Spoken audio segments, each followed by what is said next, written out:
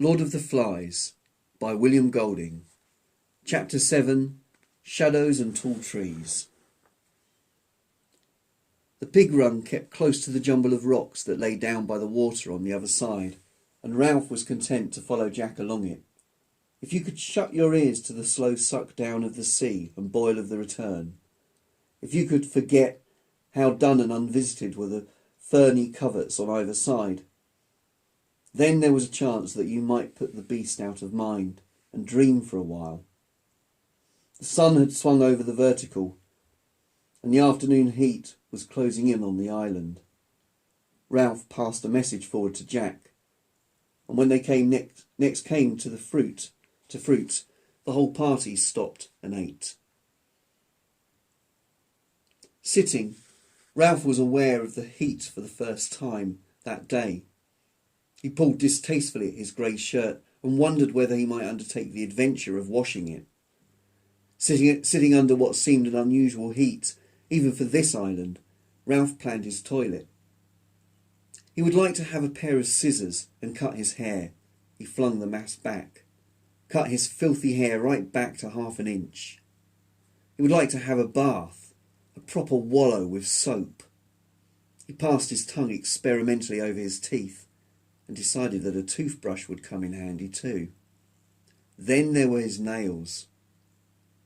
Ralph turned his hand over and examined them. They were bitten down to the quick, though he could not remember when he had restarted this habit, nor any time when he indulged it. Be sucking my thumb next. He looked round furtively. Apparently no one had heard. The hunters sat stuffing themselves with this easy meal, trying to convince themselves that they got a sufficient kick out of bananas and that other olive-grey jelly-like fruit. With the memory of his sometime clean self as a standard, Ralph looked them over. They were dirty, not with the spectacular dirt of boys who had fallen into mud or been brought down hard on a rainy day. Not one of them was an obvious subject for a shower, and yet hair much too long, tangled here and there, knotted round a dead leaf or a twig. Faces cleaned fairly well by the process of eating and sweating, but marked in the less accessible angles with a kind of shadow. Clothes worn away, stiff like his own with sweat, put on not for decorum or comfort, but out of custom. The skin of the body, scurfy with brine. He discovered, with a little fall of the heart, that these were the conditions he took as normal now, and that he did not mind.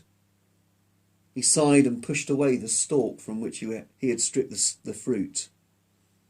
Already the hunters were stealing away to do their business in the woods or down by the rocks. He turned and looked into the sea. Here on the other side of the island, the view was utterly different. The filmy enchantments of mirage could not endure the cold ocean water, and the horizon was hard-clipped blue. Ralph wandered down to the rocks.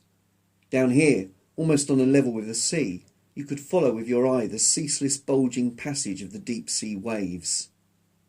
They were miles wide, apparently not breakers or the banked ridges of shallow water.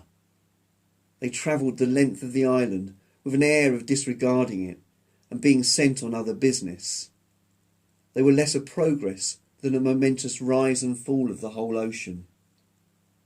Now the sea would suck down, making cascades and waterfalls of retreating water, would sink past the rocks and plaster down the seaweed like shining hair. Then, pausing, gather and rise with a roar, irresistibly swelling over point and outcrop, climbing the little cliff, sending at last an arm of surf up a gully to end a yard or so from him in fingers of spray. Wave after wave, Ralph followed the rise and fall until something of the remoteness of the sea numbed his brain. Then gradually, the almost infinite size of the island this land forced itself to his attention. This was the divider, the barrier. On the other side of the island, swathed at midday with mirage, defended by the shield of the quiet lagoon, one might dream of rescue. Out here, faced by the brute obtuseness of the ocean, the miles of division, one was clamped down, one was helpless, one was condemned, one was... Simon was speaking almost in his ear. Ralph found that he had rock painfully gripped in both hands, found his body arched, the muscles of his neck stiff, his mouth strained open. "You'll get back to where you came from." Simon nodded as he spoke. He was kneeling on one knee, looking down from a higher rock, which he held with both hands, his other leg stretched down to Ralph's level. Ralph was puzzled and searched Simon's face for a clue. "It's so big, I mean..." Simon nodded. "All the same, you'll get back all right. I think so, anyway." Some of the strain had gone from Ralph's body. He glanced at the sea, then smiled bitterly at Simon. "You've got a ship in your pocket?" Simon grinned and shook his head. "How do you know then?" When Simon was still silent, Ralph said curtly, "You're batty." Simon shook his head violently, till the coarse black hair flew backwards and forwards across his face. "No, I'm not. I just think you'll get back all right."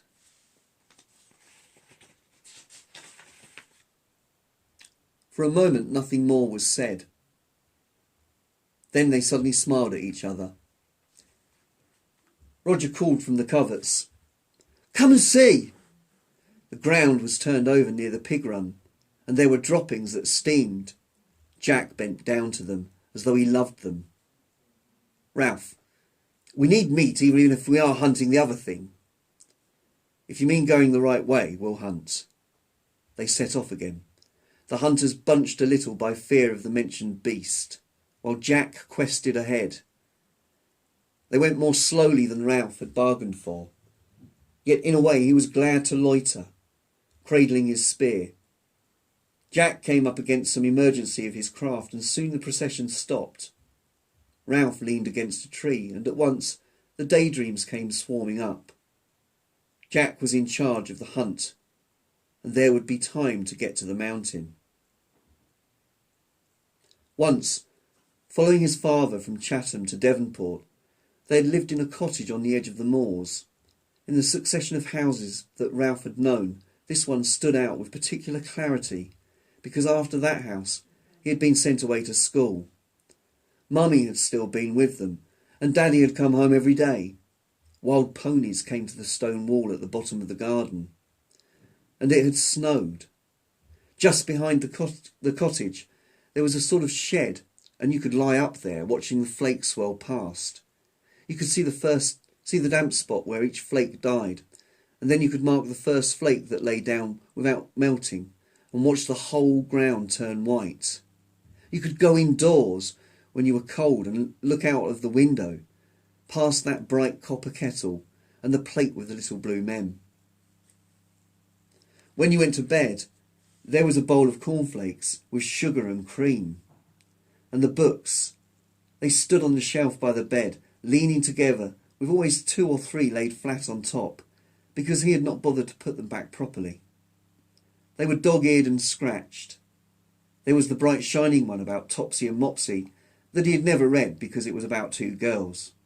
There was the one about the magician, which you read with a kind of tied-down terror, skipping page 27 with the awful picture of the spider.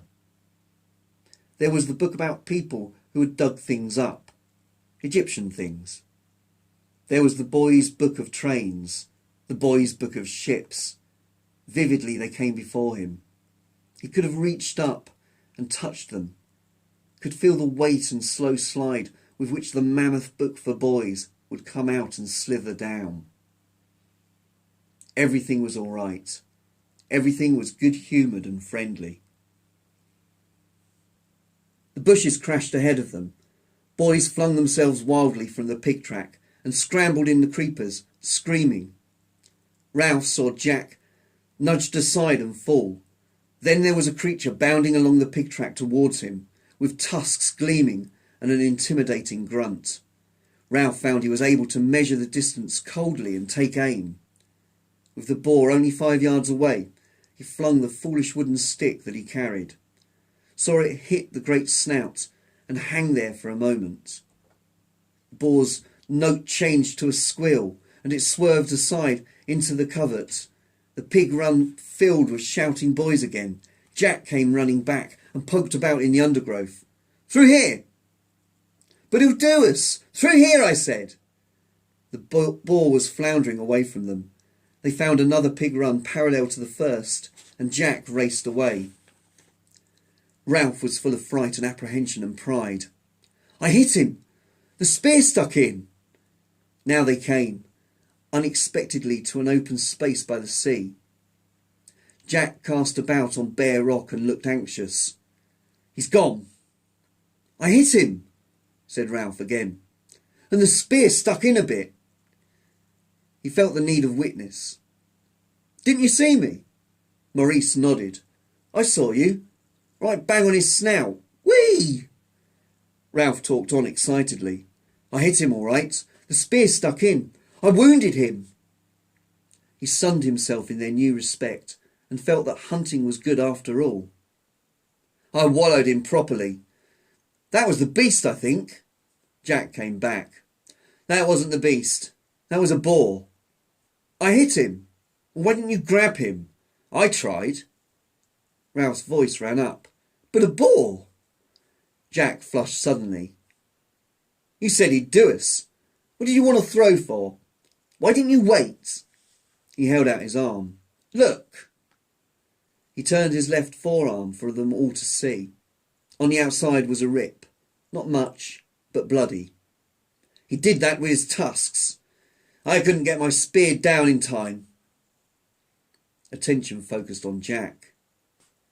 "That's a wound," said Simon, "and you ought to suck it, like Berengaria." Jack sucked. "I hit him," said Ralph indignantly. "I hit him with my spear. I wounded him."